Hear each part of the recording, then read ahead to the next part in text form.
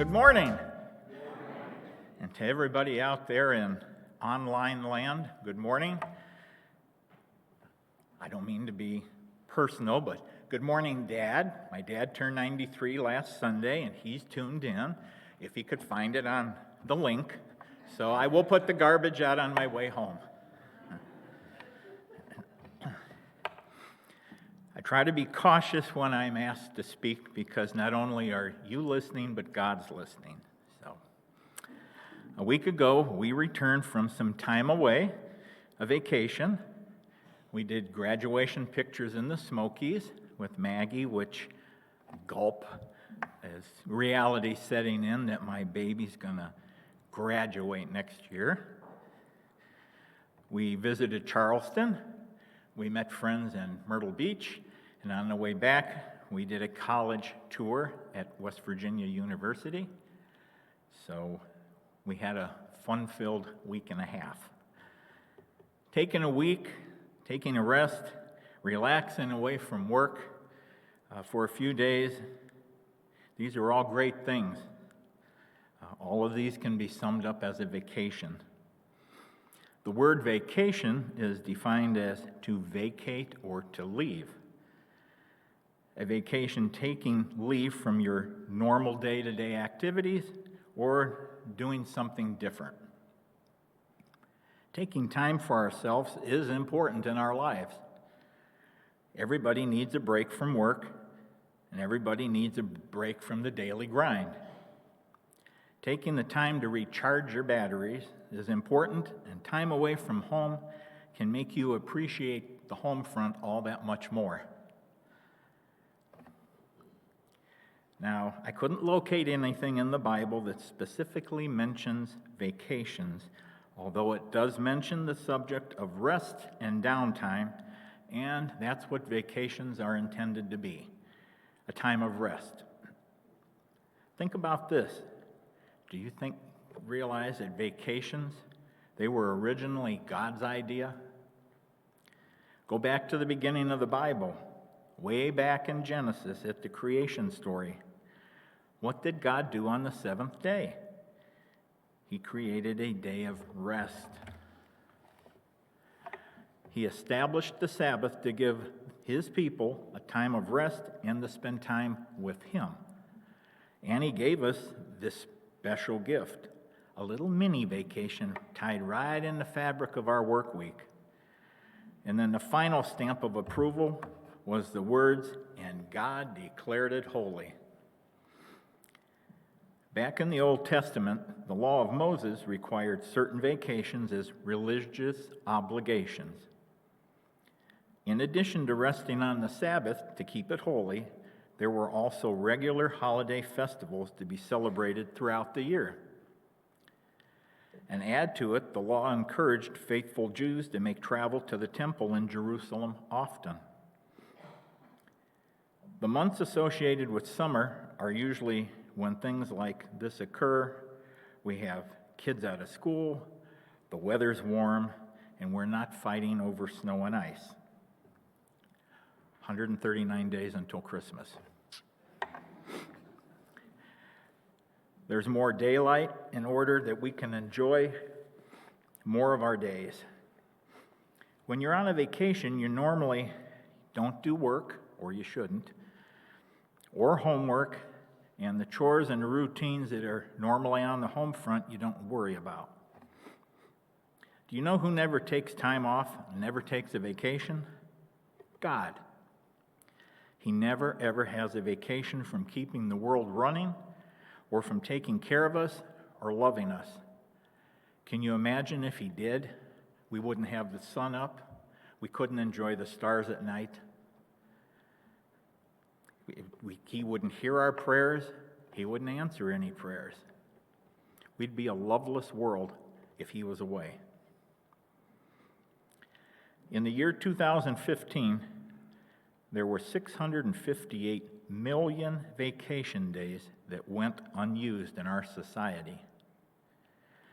In 2017, it jumped up to 699 million. And then in 2018, we were up to 768 million unused vacation days. A report that came out last year said that 1/3 of Americans let their vacation time go unused. Now, some of that had to do with workers who were performing their duties from home, and they felt guilty taking time off. And part of it was for fear of travel due to COVID. Now, some of the reasons that were used were 33% have trouble affording a vacation. 37% said they dread returning to a mountain of work that would not get done if they were away. And 35% believe nobody can do their job other than them when they're gone. I know they'd replace me if God called my name tomorrow. But then I'm unique. They would miss that. One example I can use is when I preached a few weeks back. Marie was away on a vacation and a little time off, and Paul Stern provided the music and the singing. Do one of these reasons describe any of you? On August 14th, 2003, the most widespread blackout in North America occurred. I remember it well because Barb was pregnant, it was super hot, and we had no air conditioning. We did have a gas grill, and all the neighbors did a stone soup scenario, and everybody brought something, and we cooked on the grill and fed the neighbors. The power that our country assumed was always going to be there wasn't. Just like our world is totally dependent on God's power, we're reminded that God never takes a vacation from taking care of us. And we never have to take time away from loving Him. My dad said on numerous occasions growing up that my grandfather was very against and frowned upon work being done on Sunday. Other than the cow being milked, nothing could need to be done or should be done until the following Monday. Jesus had said that on the Sabbath it was made for man, so that means it was a gift to us. Jesus didn't take time off for rest and relaxation from His ministering to us, but He did take time off for refreshing Himself and made sure that His disciples followed suit as well. Imagine people seeking you out constantly to the point where you couldn't sit down and eat or drink. He directed His disciples, as stated in Mark 6, to come with me by yourselves to a quiet place and get some rest. I take this as proof that if Jesus Himself looked out for Himself and to get away, that taking breaks and rest from our daily life is a good thing too, and we should follow suit. In life, there needs to be some kind of a balance when we do get off to ourselves in vacation. Taking a rest away from things is a human need. It's also a gift. We know it's impossible to be working day and night. Everybody requires sleep to allow our bodies a chance to be rejuvenated. Just as we can't vacation all year, I refer to it as fantasy land, and I return to reality land. We also can't work all year either. So we need time away from our daily chores to get some refreshment from God. God didn't design us to work 24/7, 365 days a year. Another twist to think about is stewardship. We're to be good stewards of our time and of our finances. It's important to spend our resources on things that have true value. A good trip will restore your soul, and it will help us continue in our labors for the Lord. And it's also a reminder that we depend on God, not for ourselves, but for our day-to-day survival. Being a good steward of our finances is important an issue, as being in a relationship, it's also in relation to vacations. A person has no choice but to think long and hard when they consider finances and planning a trip away. Can we afford what our heart desires? In the expense of the vacation, is it within our financial means? Is the expense worth the value of the vacation? Are we being responsible in other areas of finance and keeping our bills paid on the home front and remembering our church home? When I was chairman of finance here, I used to put a reminder in the monthly newsletter that we wished you the best during the summer months. We hoped you enjoyed yourself any time away, your families, but don't forget your church, because we had monthly expenses to maintain. I'm happy to say that our finances did well during those summer months. Now, I'm not saying that vacations must be done on the low-end side, like camping out in the back, next to the garden shed, in a tent, eating Spam sandwiches, drinking Kool-Aid, and maybe making some s'mores over the fire. It's not wrong to spend any amount of money on an experience if you can afford it, and are not putting things in jeopardy on the home front. I heard one person say they were going to spend some time away as long as their money lasted. They walked to the end of the driveway and back. If we travel, we might find ourselves skipping church while out on the highways of America, or we might find other things to occupy our time. Even on a staycation, on the home front, we may not be worshiping.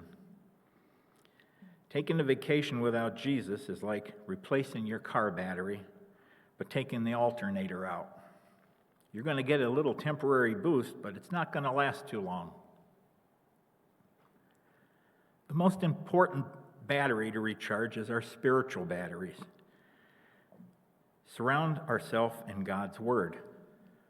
Wrap ourselves around that message of His forgiving love. That's the true recharge that we need. Nothing keeps us forging ahead in life like knowing that Jesus is there every step of the way to help us, to protect us, and to give us guidance. As we travel, we need to take Jesus along with us.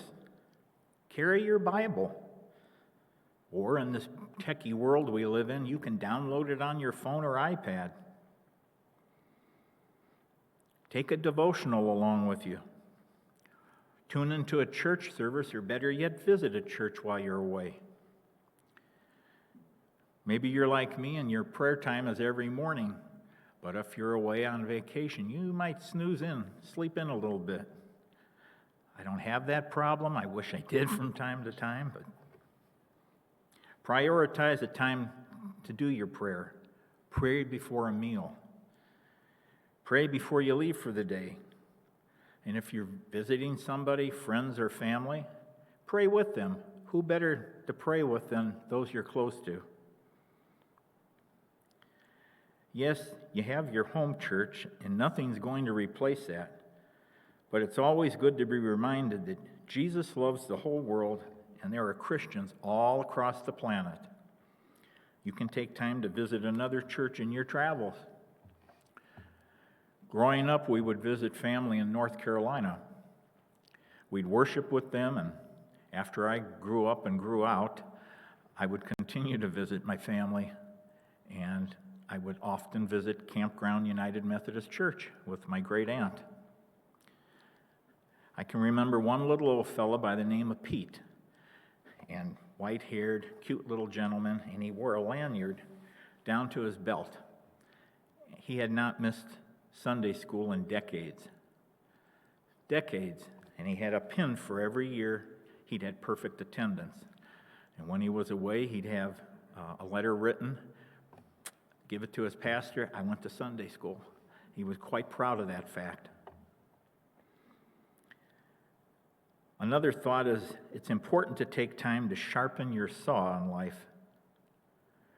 Do you ever feel like you're sawing away, but you're not getting anywhere? When I was into woodworking, I learned how important it was to use a fresh saw blade.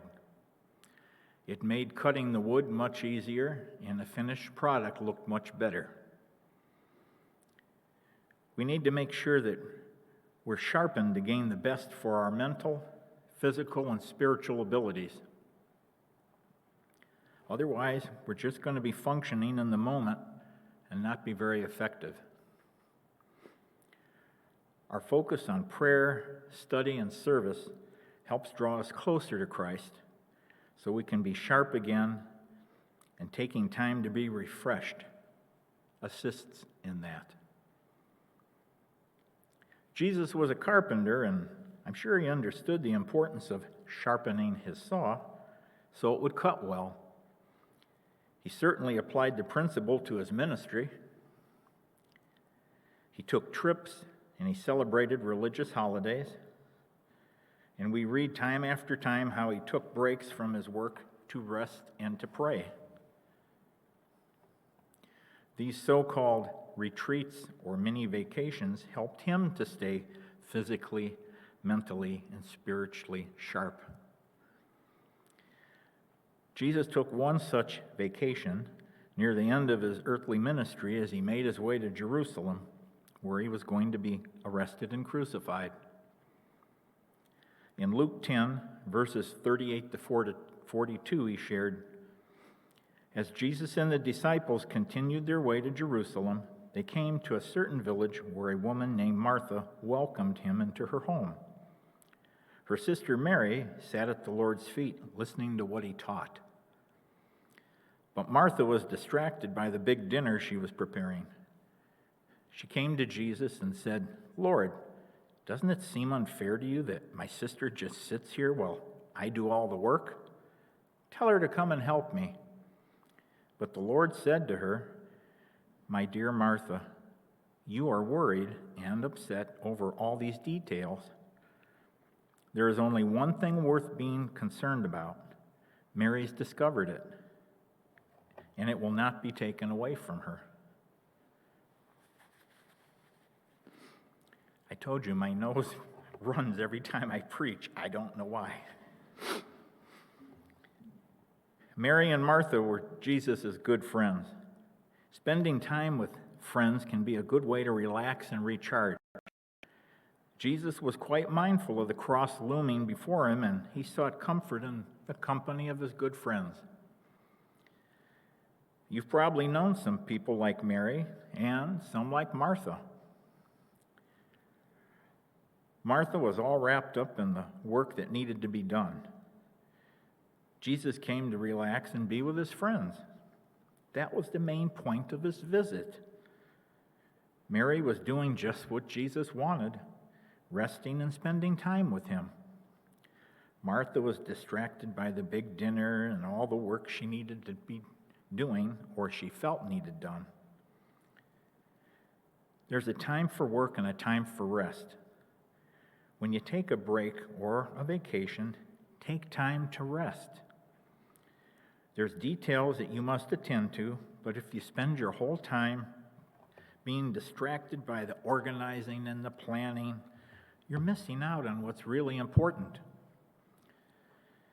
Now, there's some people who just feel guilty about taking time off for themselves. They might feel this is wasteful or considered a lazy practice. Have you ever judged others because they took a vacation? Have you ever felt judged yourself? I'd hope not, because I believe that time away is important. That's one way we can sharpen our saw. Getting away does make you happier until the credit card bill arrives. But that's why being a good steward is important. Watch your dollars before you spend your dollars. So yes, going on a vacation can be fun and relaxing, and it's most likely going to make you happy. But it's more than that. Research tells us people who come back from vacation are more satisfied with their lives in general on that return. Calmer, more satisfied, mentally healthy people are actually better workers. Keep in mind that it's not so much the destination where you end up, but the memories that you made along the way. Don't let getting away stress you out. All the packing, leaving on time, finding a place to stay, these are details. Don't be a Martha. Remember Mary and Martha? Martha was always worked up over the cooking, the meal, and the work that needed to be done for the presentation. Be more like Mary. Just enjoy. Our summer vacation last year helped me establish a new habit, hiking. Debbie Maurer, I heard you giggle at that. Yes, I'm a little fluffy.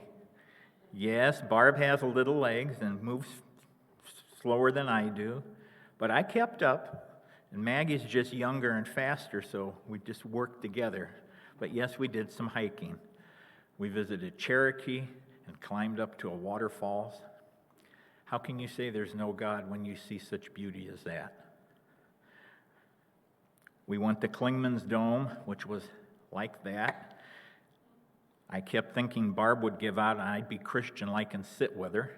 She thought I'd give out and she'd be Christian-like and sit with me. Neither of us said anything, so we crawled to the top, but we made it. I truly believe the Christian way of life is the absolute best. A true Christian who follows Jesus with their whole being are the most joyful of all people on the planet. They love life and live it to the fullest. And they're also the best employees and members of our society. That's Joe's opinion. Christianity is not some set of religious rules that we follow. It's a living relationship with Jesus that actually makes us better people when we apply our faith to every area of our life. How can we apply our faith to our vacations? Here's my Joeism summaries. Pay attention online. First, don't take a vacation from your faith. You're still a follower of Christ even if you're in a different town. Don't forget your values, your spiritual practices, prayer, devotions, worship time, and your purpose to love God and your neighbor. Take Jesus on vacation with you, and it's going to be the best trip you ever took. Second, don't be a Martha.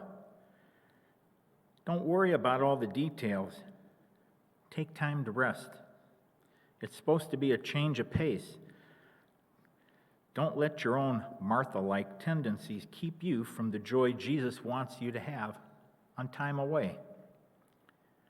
Third, forget the world's views about the perfect vacation. In National Lampoon's vacation movies, poor old Clark Griswold is always getting into trouble because of his unrealistic notions about the perfect vacation. Don't be like Clark. Vacations aren't about making perfect memories for our kids. They aren't about overindulging ourselves. We can treat ourselves, but we don't have to be selfish. Being too self-indulgent will not make you healthier, nor will it make you happier. Don't try to keep up with the Joneses or fall for the world's ideas about a perfect vacation. Keep it simple. And remember what's really important in life. What's really important in a vacation? Love and relationships. Fourth, think outside the box. Jesus wasn't a rich man. He was pretty much homeless, and he lived in a peasant society. Yet Jesus somehow also managed to take regular trips and have time away that he enjoyed. If he can manage it, so can we. Prayer and reflection served him well. Sitting out here next to the lake we have in our backyard, watching the sunset. It's gorgeous. Don't fall for the world's lie that every vacation has to be elaborate, expensive, or some extravaganza. Something as simple as a walk through the park on a pretty summer evening can qualify as a mini vacation and downtime. Remember, Jesus often retreated to a quiet place to pray. Sunday rest can be a vacation if you're intentional about it. A spiritual retreat can be a great time as it allows you to step away from the normal tasks and spend some days focusing on your spiritual life. Hint, hint, we're going to be feeding this week, so you want to have a mini vacation? There you go. A trip to see family or friends qualifies as downtime. A short-term mission trip. The point is, your vacation doesn't have to be a typical trip to the beach or a cruise to the Caribbean that costs thousands. Plus, those times away may not be the best way to sharpen your saw anyway. So, in closing, enjoy your times away to recharge. A few hours, a day or so. Make them count even more by spending some time with Jesus.